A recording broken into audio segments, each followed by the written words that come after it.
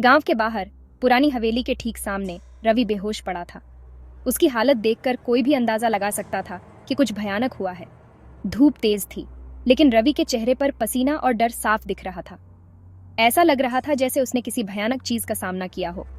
उसके कपड़े फटे हुए थे और शरीर पर खरोंच के निशान थे। ये निशान किसी संघर्ष की गवाही दे रहे थे। गांव वाले उसे उठाकर सरपंच के घर ले गए। सभी के चेहरों पर चिंता और सवाल थे। रवि, रवि, क्या हुआ? सरपंच ने आवाज दी। उनकी आवाज में चिंता और दया थी। रवि ने धीरे से आंखें खोली। उसकी आंखों में एक अजीब सी चमक थी, जैसे उसने कुछ ऐसा देखा हो जो उसे कभी नहीं भूल सकता। उसकी नजरें इधर उधर घूम रही थीं, जैसे किसी अदृश्य खतरे को ढूंढ रही हो। हर कोने में उसे डरावनी परछाइयां दिख रही थीं। उसके होंठ फड़फड़ा रहे थे, लेकिन शब्द नहीं निकल रहे थे। ऐसा लग रहा था जैसे उसकी आवाज कहीं खो गई हो। बस एक अजीब सी सिसकी उसके मुंह से निकल रही थी। उसकी सिसकियों में दर्द और भय का मिश्रण था। हवेली, हवेली, रवि ने बड़ी मुश्किल से कहा। उसकी आवाज में एक अजीब सी कंपी थी। उसकी आवाज बुरी तरह कांप रही थी। ऐसा लग रहा था जैसे वह कुछ बहुत भयानक बताने वाला हो। सरपंच ने रवि को पानी पिलाया। पानी पीते ही रवि की हालत थोड़ी सुधरी, लेकिन उसकी आंखों में अभी भी डर था। चुप हो जाओ बेटा, धीरे धीरे बताओ क्या हुआ, सरपंच ने प्यार से कहा। उनकी आवाज में एक पिता जैसा स्नेह था। लेकिन रवि कुछ नहीं बता पा रहा था। उसकी जुबान जैसे बंद हो गई थी। उसकी आंखों में दहशत और एक अजीब सी बेचैनी साफ दिख रही थी। ऐसा लग रहा था जैसे उसने कुछ ऐसा देखा हो जो उसे कभी चैन से नहीं रहने देगा। जैसे उस भूली बिसरी हवेली में उसने कुछ ऐसा देख लिया हो जिसे देखना शायद उसकी किस्मत में नहीं था। हवेली की रहस्यमयी और डरावनी कहानियां अब सच लगने लगी थीं। रवि शहर से आया था। वह एक लेखक था जो अपने लेखन के लिए नई कहानियों और रहस्यों की खोज में रहता था। शहर की भाग दौड़ से दूर गांव की शांति और सादगी उसे हमेशा आकर्षित करती थी। एक लेखक होने के नाते उसे पुरानी जगहों, कहानियों और रहस्यों से खास लगाव था। वह अक्सर पुरानी किताबों और दस्तावेजों में खो जाता था।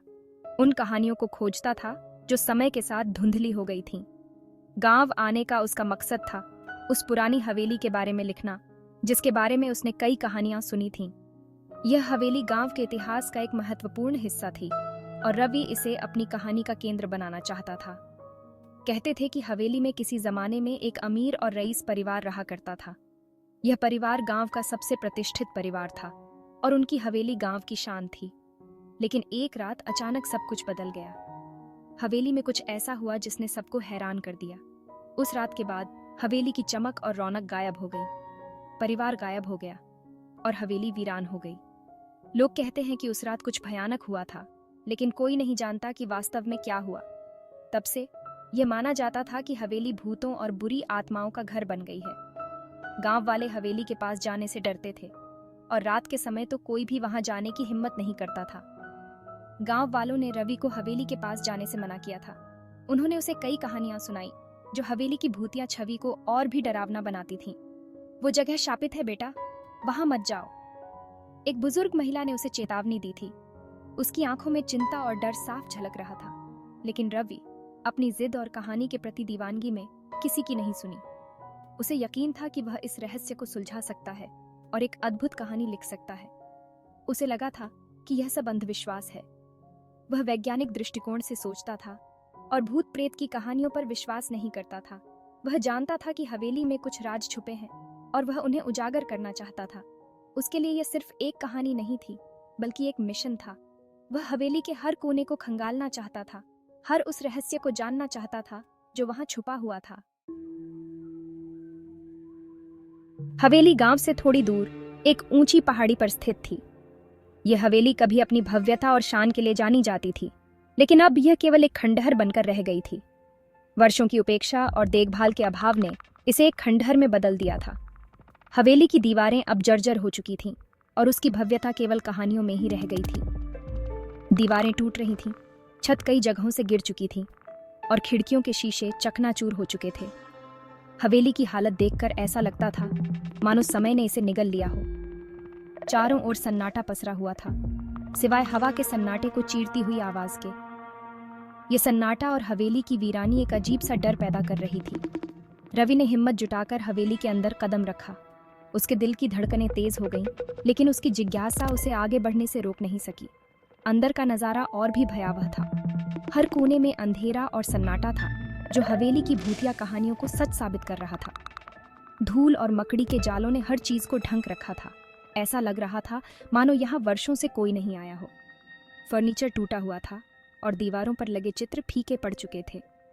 हवेली की भव्यता अब केवल इन टूटे फूटे सामानों में ही झलकती थी। हवा में एक अजीब सी गंध घुल रही थी, जो सड़न और नमी की गंध जैसी थी। यह गंध हवेली की पुरानी और उपेक्षित हालत को और भी स्पष्ट कर रही थी।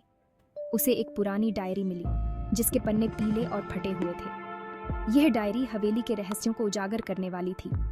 डायरी हवेली के आखिरी मालिक ठाकुर विक्रम सिंह की थी। ठाकुर विक्रम सिंह एक प्रतिष्ठित व्यक्ति थे, जिनकी कहानियां आज भी गांव में सुनाई जाती हैं। रवि ने डायरी के पन्ने पलटने शुरू किए। हर पन्ने पर लिखी बातें उसे और भी गहरे रहस्यों की ओर ले जा रही थीं। यह जगह शापित है। मेरा परिवार, ठाकुर विक्रम सिंह ने अपनी डायरी में लिखा था। ये शब्द रवि के मन में एक अजीब सा डर पैदा कर रहे थे। हम पर एक साया है, ठाकुर विक्रम सिंह ने अपनी डायरी में लिखा था। ये डायरी हवेली के अतीत और उसके रहस्यों को उजागर करने वाली थी। इससे पहले कि रवि कुछ समझ पाता, उसे विलेज वालों ने घेर लिया। वे गुस्से में थे। हमने तुम्हें चेतावनी दी थी, एक आदमी चिल्लाया। यह जगह खतरनाक है, तुम्हें यहाँ नहीं आना चाहिए था, दूसरा बोला। रवि ने समझाने की कोशिश की कि वह एक लेखक है और हवेली के बारे में लिखना चाहता है, लेकिन कोई भी उसकी बात सुनने को तैयार नहीं था। उन्होंने उसे भगा दिया। हालांकि रवि का मन अब शांत नहीं था। ठाकुर विक्रम सिंह की डायरी ने उसके मन में और सवाल खड़े कर दिए थे। वह जानता था कि उसे हवेली के रहस्य को सुलझाना होगा। अगली सुबह रवि ने फिर से हवेली जाने का फैसला किया। इस बार वह चुपके से गया, ताकि कोई उसे देख न सके। वह जानता था कि यह खतरनाक हो सकता है, लेकिन ठाकुर विक्रम सिंह की डायरी ने उसकी उत्सुकता को और बढ़ा दिया था।